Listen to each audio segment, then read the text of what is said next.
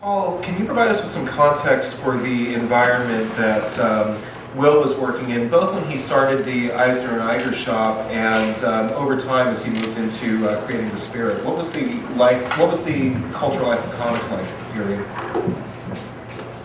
Cultural life is probably a strong term. It was a very young medium.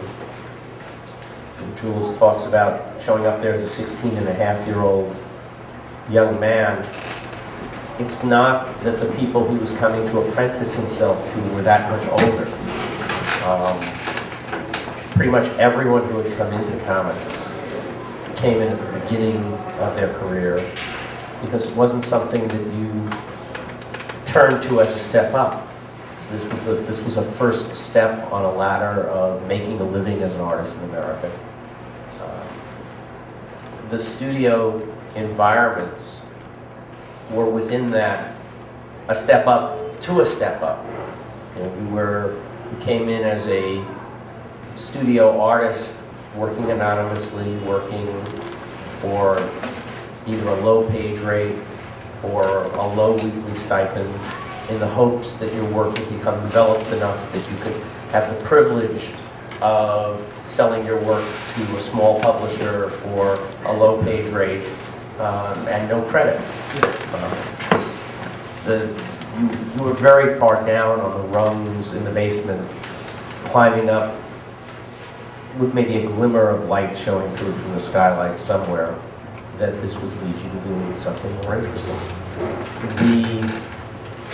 The glory of the period, if that's a fair thing to say, is that because they were all young, because they were all starving, because they all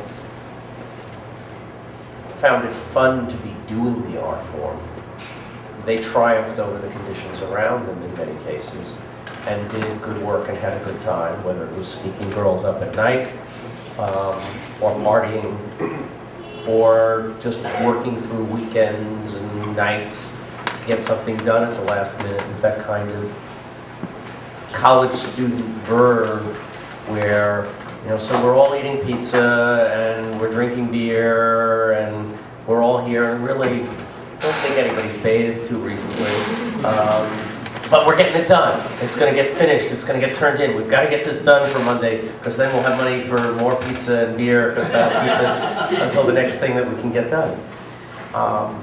And they were having a good time. Yeah. The being together, I think, was 90% of it. When you look at it as a business, you know, this is a very appropriate place to be discussing Will's business. We're 5 blocks, I guess, from the last office that he had in New York as a publisher. I remember going up. Park Avenue South. Yeah, I remember going up to his office. First met Will at his offices on Park Avenue South and 32nd, maybe 33rd Street, something like that. When he was still packaging for the Army and doing the industrial comics, and utterly nondescript offices. No celebration about it. You know, when we built out the DC offices that I worked in for many years, we stole 1.5% of the building budget to make cool and fancy reception areas so that when an important visitor or cartoonist would come in, they would feel, these guys get it, they understand that this is cool. Or more to the point, when an advertiser with money in their pockets would walk in, they'd say, oh right, this is why we have to leave our wallet here. Will didn't spend 1.5% of anything on his offices. Maybe he bought a brighter light bulb than otherwise was necessary, but he thought about that very carefully before he did it. And I guess the other part of the business context is that was necessary. You know, it wasn't just that he was a depression or a kid, but packaging, which is fundamentally what Will did all those years, is really a game of buy cheap and sell slightly less cheap. You're under enormous pressure from your customers to produce the work inexpensively because the fact that you're a packager doesn't allow you a premium of creative value. The work is going to be published, in most cases, anonymously. You're not selling them a brand value. The U.S. Army would put the book out to bid, I guess, every 3 years, probably, two to 3 year kind of contracts. And it was bid. This wasn't, wow, we're getting Will Eisner. That's much better than the next guy lined up. It was, we got 3 bids, and this one's the cheapest. Notwithstanding the $5,000 wrench jokes about Army procurement. And there is much truth in those. They still buy the cheapest $5,000 wrench. It's $5,000 because they're buying it through such a Byzantine and complex system, and you have to fill out all this paperwork, and you have to prove that you've hired the right mix of people, and you have to use them excessively, and a whole set of things.